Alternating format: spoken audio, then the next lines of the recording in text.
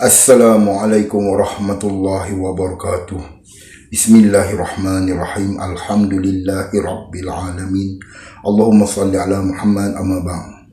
Hari ini saya ingin menunjukkan perangai golongan aswaja yang suka menghina janda. Video ini saya tujukan khas untuk janda-janda di dalam Malaysia, terutama janda-janda aswaja di dalam Malaysia. Kerana apa? Kerana Salafi di dalam Malaysia cuma 5%. Sedangkan aswaja di dalam Malaysia adalah 95%. Jadi, nilaikan sendiri akhlak, perangai, kelakuan lelaki-lelaki aswaja yang suka menghina, yang suka mengkeji golongan janda. Sedangkan janda dimuliakan oleh Rasulullah.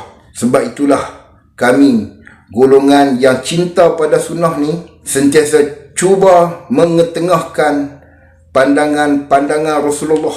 Kenapa? Rasulullah itu lebih mengetahui satu-satu perkara sebelum beliau bercakap. Rasulullah telah memuliakan janda-janda di dalam dunia, tetapi lelaki-lelaki aswaja telah menghina janda-janda di dalam dunia. Mulai hari ini, cuba fikir secara betul-betul. Adakah akidah aswaja ataupun akidah daripada Rasulullah SAW? Pilih-pilihlah sendiri. Sebab tu aku tak suka dengan orang-orang bid'ah ni, sebab mereka membelakangi hadis, menolak hadis. Bila tolak hadis, maka salah satu dia, janda dihina sesuka hati mereka. Saya akan tunjukkan video tersebut dan saya minta janda-janda di dalam Malaysia fikir-fikirkan betapa buruknya, kejinya perangai lelaki-lelaki yang bertopengkan agama di atas nama aswaja. Sekian, Assalamualaikum. Lepas tu dia batuk. Noriman tu dah kahwin belum? Janda dah kahwin dah 2 kali. Kesunyian. Okey, hang cari Kesunyian lonely lah. 2 kali. Ya. Okey, aku faham. 2 kali janda ada. Dah. Kalau dah kata janda, sorry lah. Aku skeptikal sikit janda ni. Oh, skeptikal loh. Betul. Kami buat kajian pasal janda. Okey. 90% memang bermasalah. Itu je.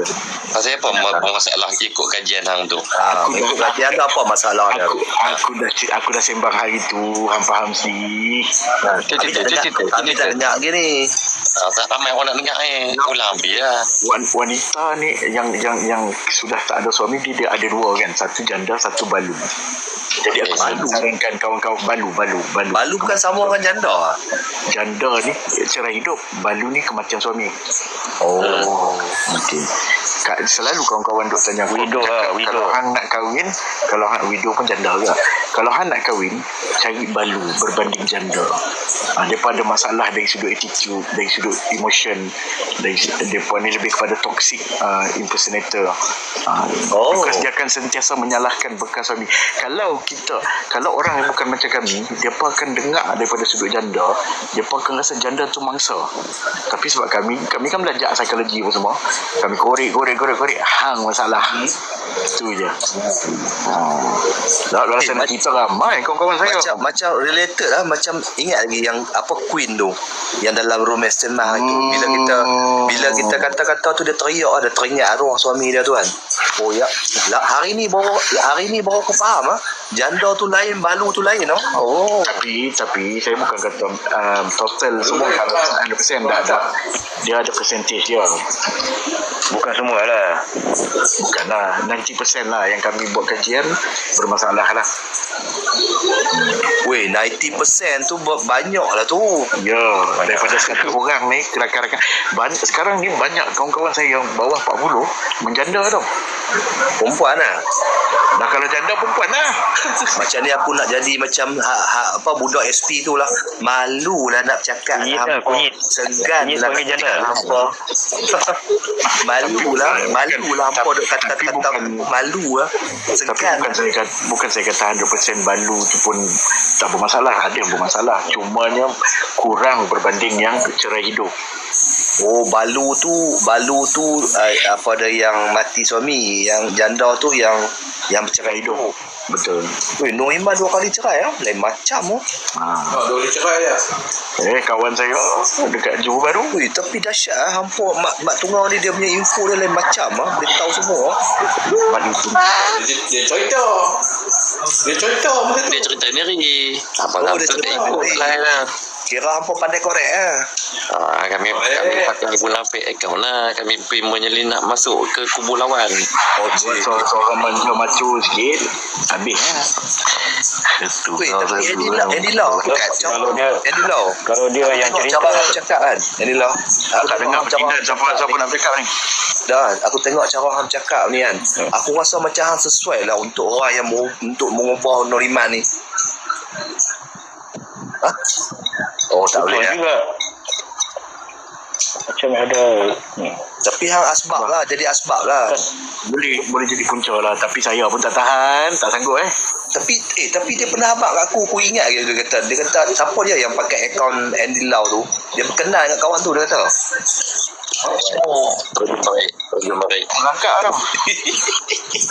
Dan dia kata no. Jualan kumpul. Apa Andy Lau. Dia make up dia dah ada target dah tu.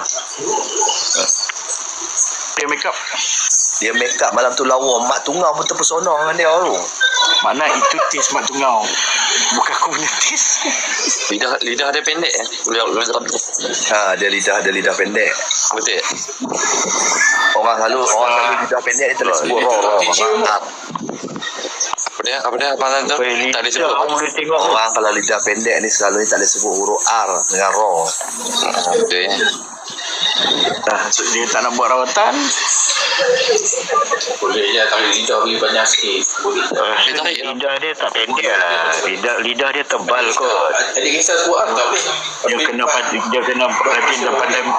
kena rajin pandai menjilat lah. Berjilatkan telur tu ngilu kot. Tapi pendek. Tak boleh. Tak lepas. Aduh. Okey. Lagi dia dengar kalau dia marah kita salah tak boleh lawan. Tak boleh biar. Mohon dia terima kasih. Abang Azul. Kalau